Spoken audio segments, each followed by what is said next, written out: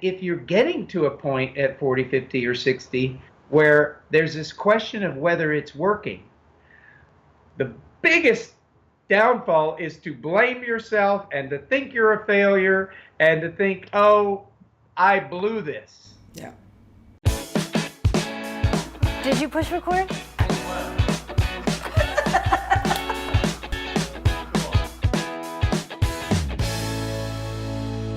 Thank you so much for tuning into our second act with Paige and Silka. I'm happy to welcome Darrell Gurney back to our program today to discuss how to make some serious decisions in your life if you're at that stage of perhaps leaving a relationship. Darrell, thanks so much for joining us again. Thanks for having me, Silka. By just a way of quick introduction, if you have missed some of our previous segments, Darrell is a best-selling author. He's the founder of The Back 40 and a career, life, and business reinvention coach. Among other things, Darrell, right? Yeah. You're a spiritual counselor? Licensed spiritual counselor, yes. Terrific. Well, and so that, you're the perfect person to talk to today about these very difficult decisions that a lot of us after 50 face. I mean, the divorce rate is 1 in 4 marriages after 50 splits up. There's reasons for that. We don't want to necessarily talk about those reasons other than that there's an awakening that happens in a lot of people when you realize that there isn't that much time left. So how do we acknowledge, that these are yearnings inside us, and how do we reconcile that?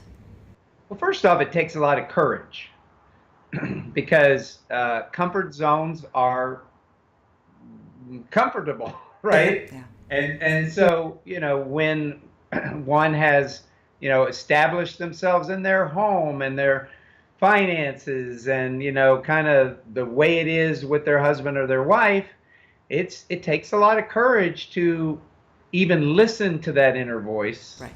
That says, I don't know that this is me. And usually what happens is after the kids have moved out, because again, we've got so many distractions when we get on this train of relationship, having kids and building things, right? Right.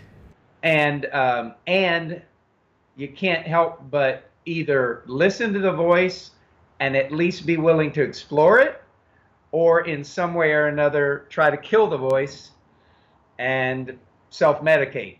Yeah. Well, and there's so much guilt and questioning and that goes along with these decisions to perhaps, leave your marriage, leave your relationship. I went through it, of course. I left a marriage after 50. A lot of my friends did, and I mean, no marriage is perfect, obviously. And in no way, shape or form, do I want to advocate divorce. But there is something about if you're dead inside. Yeah, and let me ask you, so, you experienced that deadness and you probably chewed on this a good long while, didn't you? Oh, I did. At least 10 years. And was it an easy decision? No, of course not. When I finally made the decision, it was easy because, you have that aha moment, but it was a long time in coming. Right. And so not necessarily an easy decision, and you didn't even know that you were making the right decision, did you? Oh, gosh, no. Yeah, exactly. And so I think that's the first thing, as with anything, in life, especially for people after 50, because what happens as we get older, 40, 50, 60, is we become very reticent to take risks. We don't want to fall on our face. We don't want to look stupid. We don't want to look like we don't know, because we're supposed to know by now, right? Right. That's one of the messages in The Back 40, the upcoming book, and the work that we do is really starting to empower, people at 40, 50, 60 to be willing to be curious again, to not already know who they are or how women are or how men are, because your possibilities just start to close. Yeah. And then also to start empowering people after 40, 50, 60 to play first. In other words, don't wait till you have all the I's dotted and the T's crossed. Yeah. Okay. So when it comes to relationships, and that inner voice is starting to, speak itself. inside of the context of the back 40, we say that the first half of life was just R&D anyhow. And we say across the board, your career, relationships, everything was simply so that you could learn who you really are. What your real passions are, your proclivities, your tendencies. Now, guess what? We get together with people at 20, 25, 30, whatever, for a lot of reasons, okay? The only thing is we're still in our R&D stage, according to this philosophy. And what does that mean? Well, that doesn't mean as you get older and you're with that person that it's not going to work. It may work great. And if you're getting to a point at 40, 50, or 60 where there's this question of whether it's working, the biggest downfall is to blame yourself and to think you're a failure and to think, oh, I blew this. Yeah. And that's I think a lot of times why people end up staying is because of this whole self-condemnation, idea versus, well, what if that relationship was R&D? And what if you've now had an opportunity to learn more about who you are, what you're really like? Because you can't learn who you are in isolation. Right, exactly. That's why we call it relationship. Who am I in relationship to you? Exactly. Well, and there is something to be said about, being in that constant search for happiness, and we all deserve to be happy, be that through another individual, through a relationship, or what we do. And I guess one of the messages that why it's important for me to talk about, because I get these questions all the time doing this show and talking to friends, is giving yourself, permission to find happiness, that we all go through this, that you're not alone, that the search for meaning and purpose in life, this is very normal at our age. Would you agree with that? Oh, yeah, of course. And I think it's becoming more and more prevalent as, people give themselves the room to step outside of the standard societal structures that kind of we all grew up in.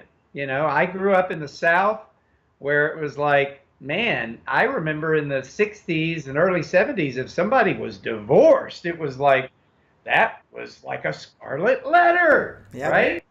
And I think as, society and humans are moving towards more and more knowledge of self and self-expression, then it comes down to, look, can we grow together and be a contribution to each other becoming our fullest self?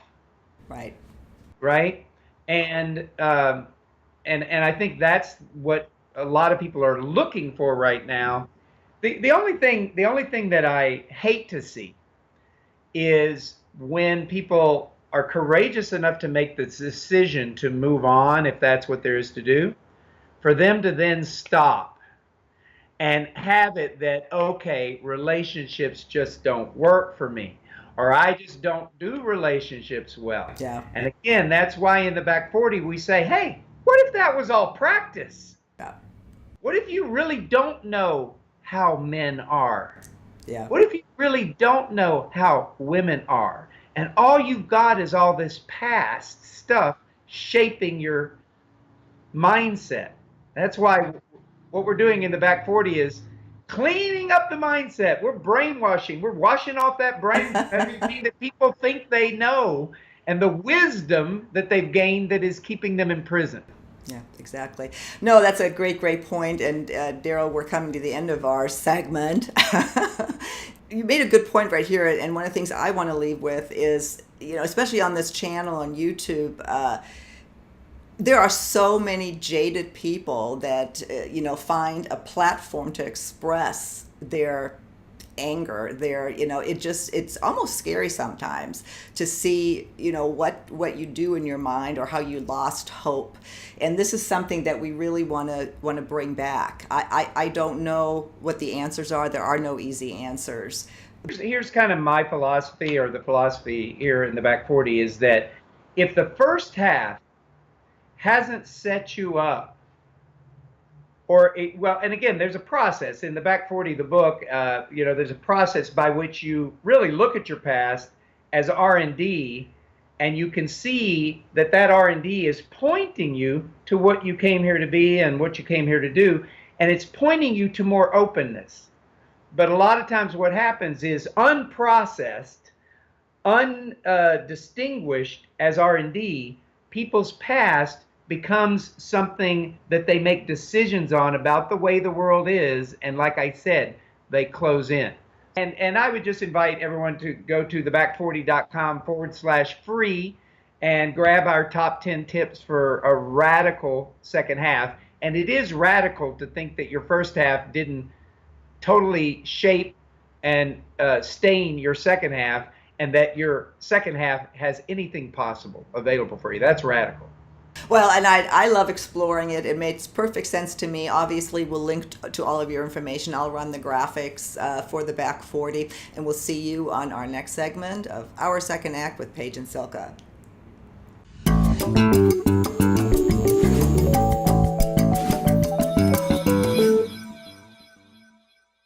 So glad you were able to join us today. If you haven't already done so, please just take 1 second and subscribe to our channel. Buttons right over here. And for more information about reinventing your life after 50, please visit our website, secondact.tv. See you soon.